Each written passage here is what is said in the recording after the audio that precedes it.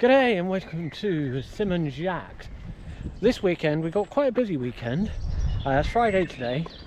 It's about 4 o'clock and we got 2 hours parking in the car park, which isn't too much of a problem because they close the gates at 6:30 anyway. The plan is to get back here before they close the gates, about 5:45, and go and park just outside where there's free parking after 6 p.m. Then we're going to come back up to the rock, and all being well, behind us or around us will be the sunset, so we can take some photos of the sunset. So I'm going to take advantage of that, being a clear day tonight, and take some focus shift and pixel shift photos and compare them and see how they do. This is a place where a peregrine falcon is resident here and shows up quite nicely most of the time. I've just been told that he's not showing very well today, which isn't too much of a problem because we're going to be here tomorrow and hopefully he will show up then. But before we get set up for tonight, I want to go on a little trail underneath and see how well I can see up. That hopefully will take up the couple of hours that we've got here, then go back to the car and go and park in the free parking just outside, and then we can stay for the night. The unfortunate thing is it is down steps, which isn't so bad, but it's when it comes to up steps which come the problem. So we'll see how that goes.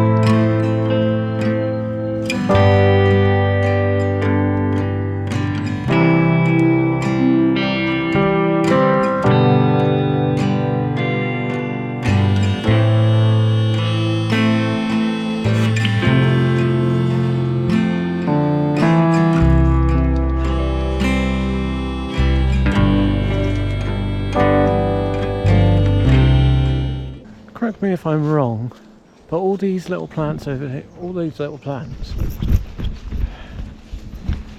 kind of looks like wild garlic, but with the amount that there is, it's a very, very faint smell of garlic. And normally you can, I love garlic. Dora, do you reckon it's garlic? Because you're eating it.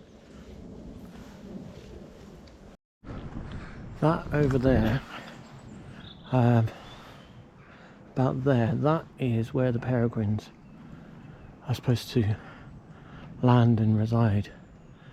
That's what I wanted to come down here to see what view I can get down here, because the other view somewhere up there, you probably can't see it through the trees. I can barely see it through the trees, but I just want to see if we can get closer. There is 3 caves slash holes in that rock face where he's supposed to nest quite frequently, and he was here last week, so hopefully he'll be here this week to show in his glory.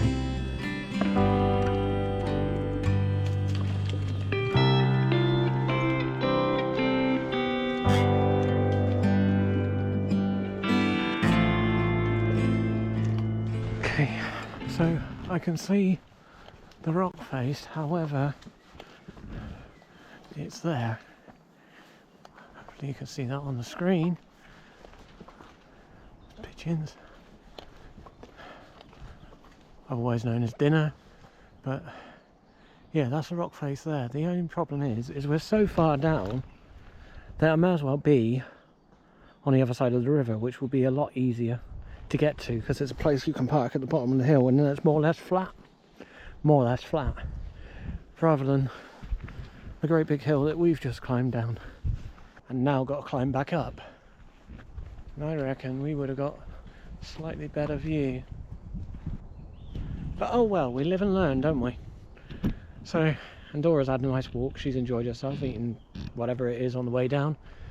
I believe it's garlic. Let me know in the comments if it's not, if you know what it is. As you can see, it's a lovely day, and it's coming up to 5 o'clock, I think. So I'm going to start making my way back, which is probably going to take me longer than it did to get here. It may do. I'm going to do less B-roll shots on the way back, because you don't want me going. I'm not the fittest person in the world.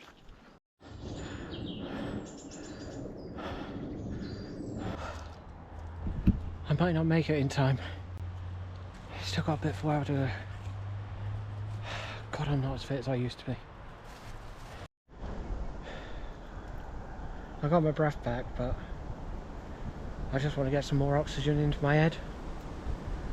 But I'm hoping to make it, but I'm not going to kill myself trying to get up there. One tip for you: if you go to Firmware Rock, it's not worth going down the bottom. You're better off parking. There is a place down the bottom. Dora, don't go near the edge. No, it's not worth it. No, it's not worth it. Oh, you silly girl. Dora, come. Come. Don't go near the edge. I don't trust you. No. I don't trust you. No, I don't.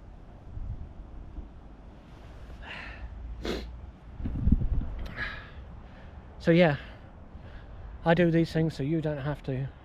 If you're fit, then carry on. If you're a bit sluggish like me, not worth it. Park down the bottom, walk around the river. Much calmer walk.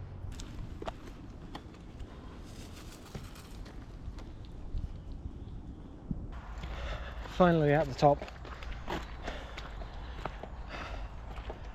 I'm going to blame it on the amount of gear that I carry. I weighed it the other day. As I was putting it into the car, I thought I'd weigh it because I put it all in a box. Can anyone guess how much I carry on me? So we made it back to the car. I've got to give it 10-15 minutes because where I'm going to park, you're not allowed to park before 6 PM. I've got my breath back. Just need to get Dora in the car, and I've got the tripod set up for tonight as well. So I'm using a heavier version of the tripod. Well, it's starting to set now. I would ideally like to be there about 10-15 minutes earlier today. So I would like to be there now, setting up and ready to go basically. But now we've got to kind of rush, get up the top, get set up, get the tripod down, get to the USB connected. I was going to connect it before, but then if it's hanging out of my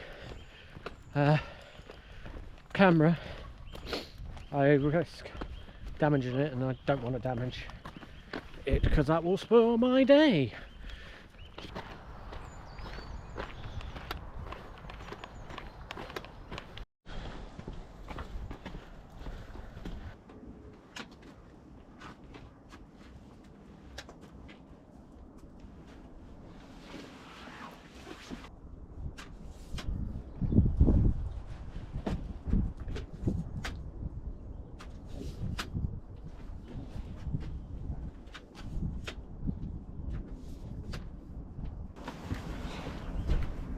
Changed my mind about the location. I'm going to record it so it's going over that way.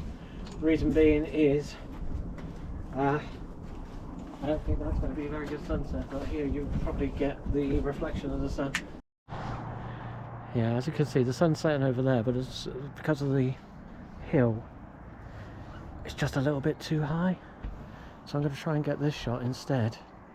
So I'm going to try on two various different ways. So for this we're going to do pixel shift first, and I'm going to try my best to get that stone out. Do I want the stone out? Or do I want the stone in? Oh.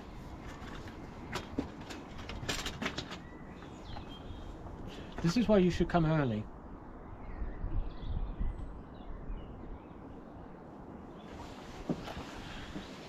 Because if you come early, you can get the perfect shot that you want, research it and see what you want.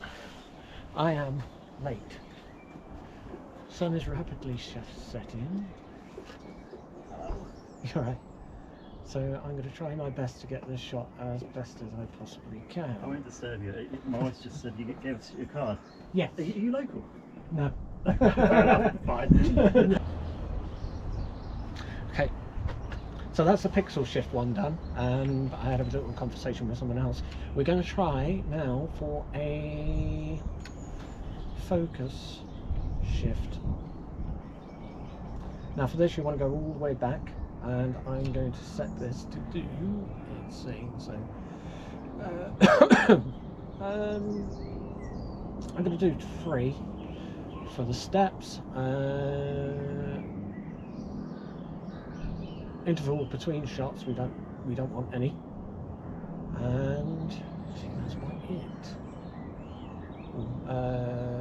Starting folder, so you can set it to go into a new folder. You can't do that for a pixel shift for some reason. I don't know why. I would prefer it to be that way, but when you run it in the NX software, Nikon software, it will search it and it will say that it's found X amount of pixel shifts. I would still prefer it into another folder. Actually, saying that, I've got another tip for you. What we're going to do is, between the shots, we're going to just take a picture, or 500 apparently. Take a picture of your hand. That way, when you're looking through when you're looking through the photos, you're going to know that you've got a new section coming up.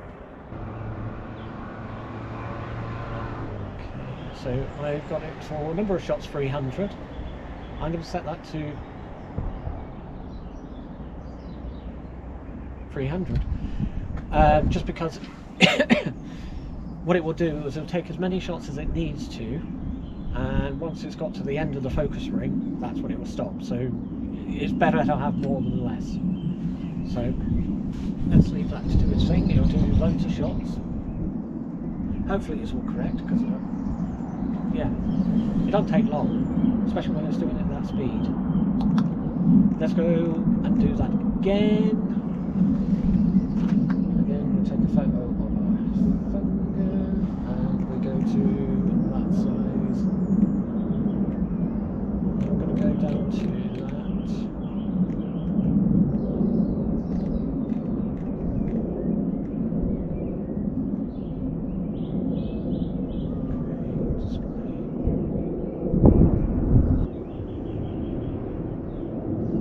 Okay, and I've done it wrong, so you don't have to.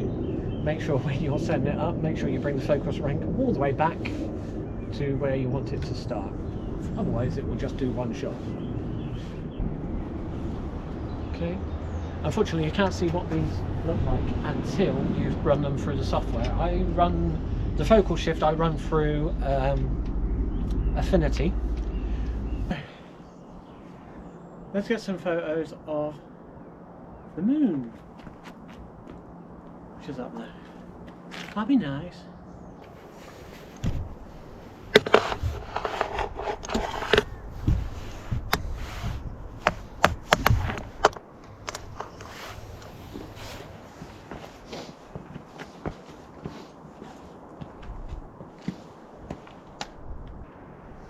I wonder if I can get the photos as good as Samsung's. I think it was Samsung which made the silly software which detected people taking a picture of the moon and it made it extremely high quality. We have a challenge. Doors just set.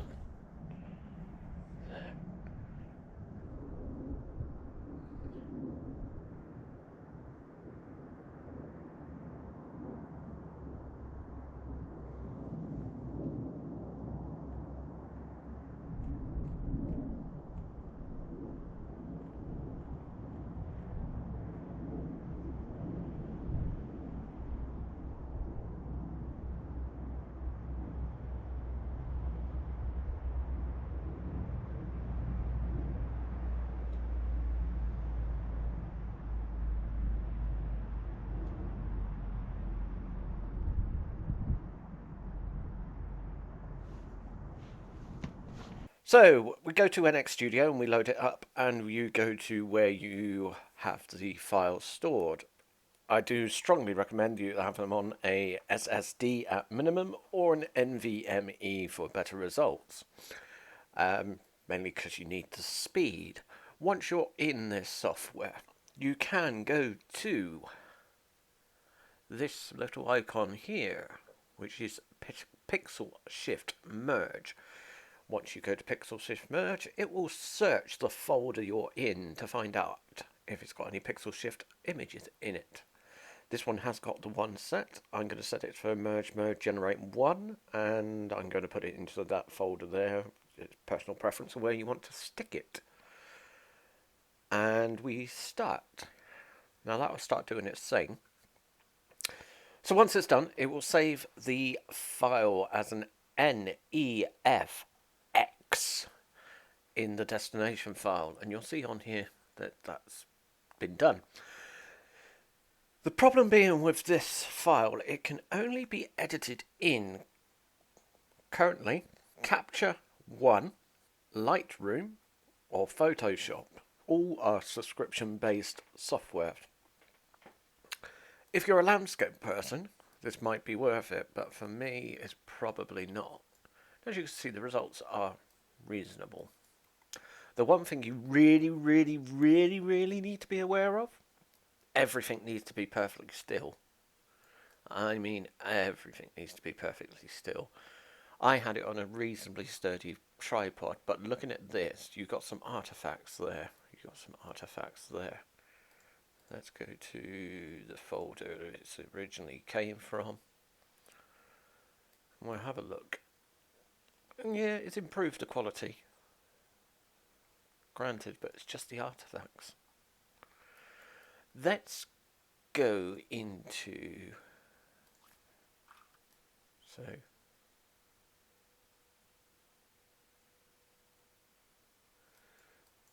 Let's have a look. But this one seems to have worked out fine, but I did have it on a heavy tripod, and there was not a vast amount of wind. If it was windy, then this just would not work, full stop. You can also edit the folders or the files in NX Studio, and you've got your basic amendments over the top. You could find that you didn't like that house, that farmhouse, which was in the other one, and there is a little button there to change that. You can go to this button here. You don't like these trees, say for example, and draw in these trees, and now you've got a mountain, and obviously you can get rid of that, hopefully, yeah. So you can get rid of bits and bobs that you don't like. But then you can export it as, from NX Studio, you can export it as a JPEG, TIFF. Let's go for a TIFF. And selected images. Obviously I've done a JPEG earlier, which we can open up and have a look at as well. That's at 1:1 scale, but you do get glitches. It's kind of like banding is the way I would describe it. It might not even come up on YouTube's algorithm. And that's with the trees. See where those trees were. Somewhere there, I believe it was. But it's this part. It just kind of looks grainy. Like I'll zoom in further so it's a bit more prominent. Kind of like an old painting almost. That you can see the canvas. It's not bad, but these can be blown up to about 1.3 meters by 1 meter at 1:1 scale. These are the focal shifts, so if I open one of these, you'll see that's completely out of focus. That's not still loading, that is out of focus. But if we go here, you'll see as I go through the photos, it gets more and more in focus. You want to stack them, so in Affinity Photo, this is the first one, not the second one. The second one is currently on sale, but it might not be on sale by the time you get to this video. And it's about £60, so it's not bad, and that's £60 to buy outright. You don't rent it from them. like Photoshop, you have to pay them £9 a month. You buy it outright. Okay, so they are merging together. Okay, so this is done. And you'll see on here you've got the focus merge, or you can have a look at the individual files. We'll zoom in and have a look at this house. So beforehand it was looking alright, but obviously these are noisy. Slightly noisy. But you get a good focus throughout. So what can we do? So I'm going to save that. Development. What should we choose? Should we choose that house there? Now I'm going to zoom into that one a bit more. If it stays still, yeah, maybe that would have been better. But I would say that's about even. Me personally, I like this one, aside from the noise. So let's see if we can sort the noise. So we go into DxO. Now this software is brilliant.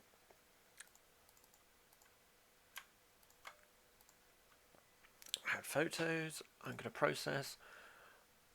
Now I could do really deep, but I don't want to do really deep. And let's... DNG is kind of like a raw file. Kind of like a raw file. And that will work fine. So we're going to put it into a subfolder. So that will do its thing. Now we've finished converting all those images and getting them done. We've got the pixel shift and the DxO focal shift and the non-DxO focal shift. On the left we've got the non-DxO. In the middle we've got the DxO. And on the right we've got the pixel shift. So we're going to do that one to 50%. And then they're all even. Let's go and have a look at this house first. Get them about even. And on the left hand side you've got quite a lot of noise. On the middle you've got less noise. Quite a considerable amount of less noise. And you can see more detail on the house. On the right for the pixel shift you can see some artifacts. Ooh, dear, dear, dear. Let's have a look at the river. So this particular part here, you can see some ripples on the non-DxO version. In the middle you can see some ripples and it looks really nice. They've picked it up really nice. Bear in mind that all three of these are stacked, but they're stacked in different ways. The one on the left, which is the non-DxO one, it's just got more noise. And reducing the noise and run it through DxO, and it fills up some of the gaps in the noise as well, and it does an absolutely brilliant job. And then the pixel shift. The pixel shift has kind of just merged it all together and smudged it all together, and it just looks awful. On the rocks even you can see it's very clear on the middle, which it should be because it's quite close. And then you've got quite a lot of noise. You can see loads of noise in the river, and you can see loads of noise in the field. And the pixel shift has just got artifacts, and it just looks smudged. Again. And then let's have a look at this part. Again, those ripples look really quite nice in the middle, but on the others, not great. And we'll have a look at this. I don't know if it's a cave or not.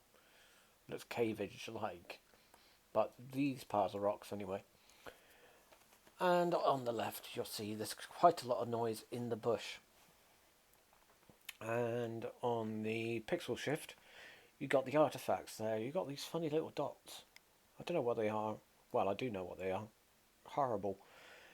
And then the middle one, granted it's a little bit darker, but then that's probably just because I've edited it slightly different.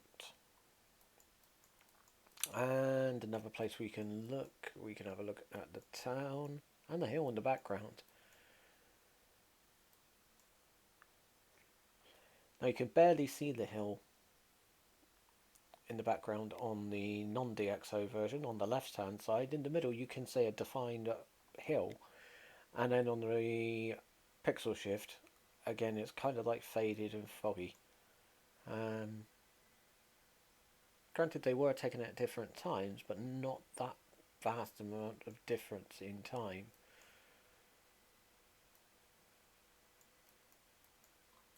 And finally, let's have a look at the church. Left hand side, very pixelated, kind of looks very odd. Right hand side, it's got loads of artifacts and just looks odd. And in the middle, it is pixelated, but we are currently at 500%, so what do you expect? Let's go to 300%, and yeah, again, it's pixelated. You can barely see these dots. These dots, just they look like marks. And then if you look at this one, you can kind of see that they look like cows. But to be fair, I don't know how, but they look more like sheep and cows in the pixel shift, which is kind of odd, because presumably they would have moved more than most things. But these are the results we got. Actually, look at that field in the background.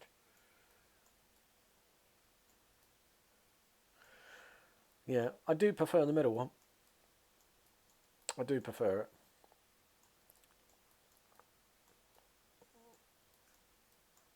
Quite a lot. I prefer it quite a lot. There's a lot of detail in it. Lots of detail. I would recommend, highly recommend the DxO. And if you feel like downloading it, have a look in the links below and you'll be able to find it and download it at no extra charge to you, but I get a couple of pennies. And I can put those pennies back into the channel, or I can buy some food to Dora. It's up to you. Let me know what you would prefer I would do with the money. She does get fed, trust me. And she does get too many treats. So many treats that the vet said she's a little bit overweight. Just a little bit, not a vast amount. But she'll burn it off in summer when we go and do some more travels. Actually, there's one final thing I want to look at. Look at that tree. Look at how defined those trees are. So we're going to go and take a look at the moon images that we've taken. I've taken the liberty of making them smaller. They were originally these size. So I've made them smaller so they all fit. Still, kept them in the same aspect ratio, just changed it so you got rid of the black background, because we're not interested in the black background. So the results we have got are these. Not very good. Not very good. Not very good. Not very good. Not very good. Not very good. Oh, what's this one? So now this one. That one looks pretty good, even if I say so myself. That's 200% zoomed in. As you can see, the results are pretty good. It's not a very big image. Granted, it's only 2.3 megapixels. But bearing in mind that it has come from an image which was originally 45 megapixels. But by the time you zoom in, that's the original size. But by the time you zoomed in, you're only taking a very small proportion of it. So me personally, I like the one which is from the standard photo. The biggest problem being is you just cannot keep the camera still. And it's so sensitive to movement. And I stuck it on a tripod, a pretty heavy tripod. But maybe if I had a better head than I was using, maybe it would be better. but it needs to be absolutely 100% still. And there was hardly any wind, but there was enough wind to disturb it. Maybe there's a use for pixel shift, and I will consider doing something else with it. What would I do with it? If anyone's got any ideas what you can use pixel shift with, artistically or useful, let me know.